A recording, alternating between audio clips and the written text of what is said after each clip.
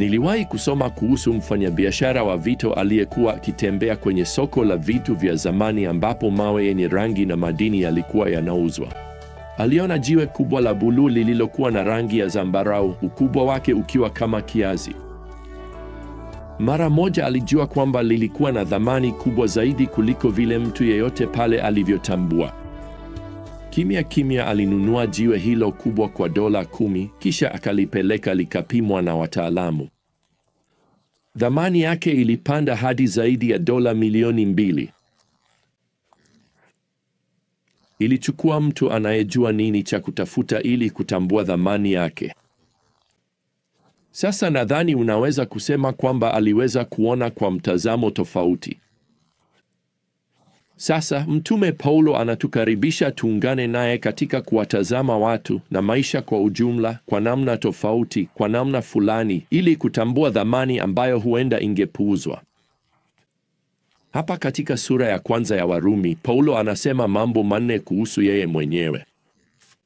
Anatupa wasifu mfupi wa maisha yake binafsi na anatuambia jinsi anavyotazama maisha kwa mtazamo tofauti. Kwanza, anazungumzia hamu yake binafsi ya kuwatembelea waumini walioko Rumi. Anaandika hapa katika mstari wa 13, nimekusudia mara nyingi kuja kwenu, lakini hadi sasa nimezuiliwa ili nipate kuvuna matunda miongoni mwenu, kama vile nilivyofanya kwa watu wa mataifa wengine.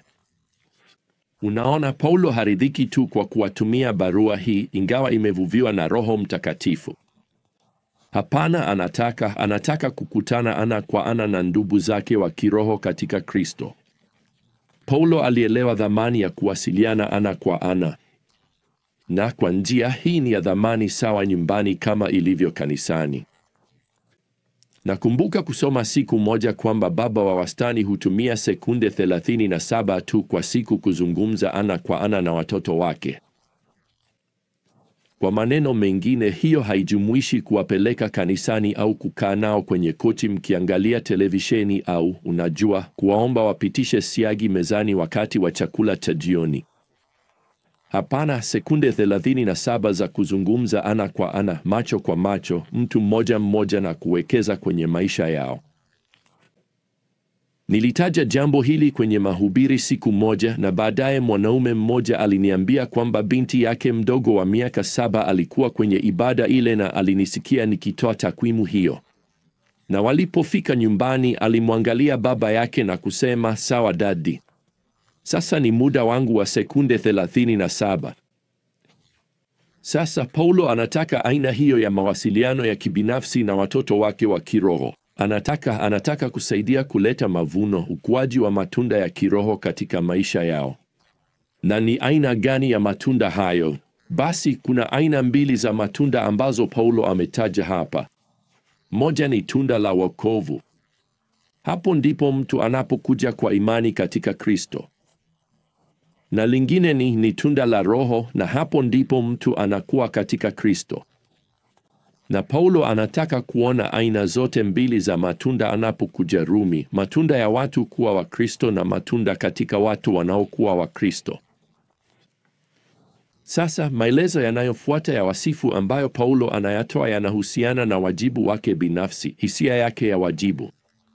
Anaandika hapa katika mstari wa 14, nina deni kwa Wagiriki na kwa watu wasio Wagiriki, kwa wenye hekima na kwa wapumbavu. Anasema hapa kwamba ana deni kwa wale wanaozungumza Kigiriki na wale wasiozungumza. Hao ndio wanaoitwa watu wasio Wagiriki. Kwa maneno mengine, Paulo anasema anajisikia ana deni kwa kila mwanadamu. Ana deni kwa wenye hekima, anaandika, yaani wasomi, na kwa wale wapumbavu au wasio na hekima, yaani wasiojua kusoma na kuandika. Tena anaonyesha wajibu wake kwa kila mtu. Unajua, Wakristo wengi wanaona maisha kwa mtazamo tofauti kabisa. Hawana mtazamo wa mwenye deni, wana mtazamo wa mwenye kudai. Hawaoni kama wanadaiwa chochote na mtu yeyote. Kwa kweli, wanafikiri kila mtu anawadai wao. Lakini Paulo anawaona watu kwa mtazamo wa kile anachowadai. Yaani, anataka kuwafikishia Injili ya Kristo. Sasa Paulo anaendelea kwa mara ya 3 kuzungumzia hamu yake binafsi. Wajibu wake haukuwa mzigo wa kero kwake. Kweli ni fursa ya furaha kwake. Anaandika hapa kwenye mstari wa 15, nina hamu ya kuihubiri Injili kwenu ninyi pia mlioko Rumi. Nikwambie, Paulo hapa amegundua chemchemi ya uzima na anagawa vikombe vya maji ya uzima kwa yeyote mwenye kiu. Hatimaye Paulo hapa anazungumzia ujasiri wake binafsi. Anaandika kwenye mstari wa 16, sioni aibu kwa Injili. Sasa unaposoma hayo, kumbuka Paulo anaelekea wapi? Ana hamu ya kwenda Rumi na kuihubiri Injili huko. Rumi ilikuwa mji mkuu wa dola kubwa zaidi duniani. Pia ni mji wenye upagani mkubwa zaidi kwa kila maili ya mraba katika dola ya Kirumi. Watu wana miungu na miungu wao wanaowapenda. Wanatoa uvumba kila siku kwa Kaisari ambaye wanadai au wanaamini kuwa ni Mungu. Hawatafurahia sana mtu akitokea na kuhubiri ujumbe kwamba kuna Mungu mmoja wa kweli tu, na basi Kaisari siye huyo. Kama kuna mahali ambapo muumini anaweza kutishwa kusimama kwa ajili ya Kristo ni Rumi. Itahitaji ujasiri kusimama kwa ajili ya Kristo katika mji huo. Sasa vipi kuhusu wewe leo? Je, unaona aibu kuinamisha kichwa chako kwenye mgahawa uliojaa watu na kumshukuru Mungu kwa chakula unachokaribia kula? Je, unasita kumwambia mtu shuleni kwamba ulikuwa kanisani Jumapili? Je, unaona aibu kubeba Biblia yako na kuiweka juu ya dawati lako kazini? Unataka kujua kwa nini Paulo haoni aibu na Injili? Basi anatuambia hapa kwenye mstari wa 16. Kwanza, Paulo anasema Injili ni nguvu ya Mungu. Sasa unaweza kuona hasemi Injili ina nguvu za Mungu au Injili inahitaji kuambatana na onyesho la nguvu za Mungu. Anasema Injili ni uweza wa Mungu.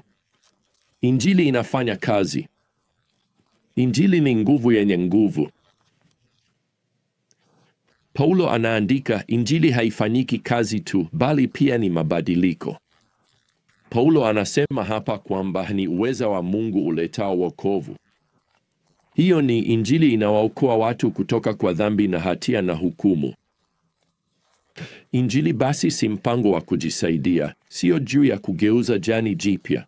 Ni kuhusu kupokea maisha mapya. Dhambi ndiyo tatizo la msingi la ubinadamu na Injili inatoa jibu la pekee kwake. Kwa hivyo kwa nini tuone haya? Rafiki yangu, umeokoka. Umekubali kuwa wewe ni mwenye dhambi na umepotea. Je, umekubali zawadi ya wokovu ya Mungu kwa kuweka imani yako kwa Kristo peke yake, yule aliyekufa msalabani kulipia dhambi zako? Je, umemjia yeye? Je, umemwomba akukomboe, akuokoe kwa nguvu zake pekee? Basi unapofanya hivyo, nguvu ya Mungu kupitia Injili inaanza kubadilisha maisha yako. Kwa hiyo Injili inafanya kazi, inabadilisha, na sasa Paulo anaongeza kwamba ni ya ulimwengu mzima. Tena anasema hapa katika mstari wa 16 kwamba Injili ni kwa kila aminie. Sasa Paulo hasemi ya kwamba kila mtu ataamini. Anasema kwamba anataka kila mtu aamini. Anataka kila mtu asikie. Huu ni mwaliko wa watu wote wa kuamini Injili. Sasa wengi wametafsiri vibaya kifungu hiki cha maneno hapa katika mstari wa 16 kwamba Injili ni kwa Myahudi kwanza na pia kwa Myunani. Sasa wamechukua hilo kumaanisha kwamba kipaumbele chetu hata leo lazima kiwekwe katika kuwafikia Wayahudi na Injili. Hiyo ni huduma nzuri kuwa nayo kwa njia yoyote ile, lakini Paulo anazungumza kwa mpangilio wa wakati hapa. Hivi ndivyo Injili ilivyojidhihirisha. Ilianza kwanza kwa Wayahudi kule Yerusalemu. Walikuwa wa kwanza kusikia kwamba Masihi amekuja. Walikuwa wa kwanza kuitwa watubu. Walikuwa wa kwanza kualikwa kumwamini. Hoja ya Paulo hapa ni kwamba Injili iliwafikia Wayahudi kwanza, lakini sasa inaweza kuwafikia Wayahudi na watu wa mataifa pia. Hebu tuchukue hilo kwa maana halisi duniani kote. Na hii ndiyo shauku ya Paulo maishani, kupeleka Injili kwa ulimwengu wake kwa kujihusisha binafsi na watu anaowajua na wale ambao bado hajakutana nao. Wapendwa, hebu tufanye hiyo iwe misheni yetu pia. Tuwatazame watu kwa mtazamo mpya. Wanaweza kuonekana kama hawana thamani kwenye masoko ya jumla duniani, lakini sisi tunaona thamani yao ya milele. Na wakati uko hapo, kama una watoto wanaokusubiri unapofika nyumbani, kwa nini usipange kuwapa zaidi ya sekunde 37 za muda wako? Kwa kweli, wape muda wako wote uwezavyo. Naam, hadi wakati ujao wapenzi, tutakapoanza tena safari yetu ya hekima, neema ya Bwana Yesu Kristo na upendo wa Mungu na ushirika wa Roho Mtakatifu ukae nanyi nyote. Amina.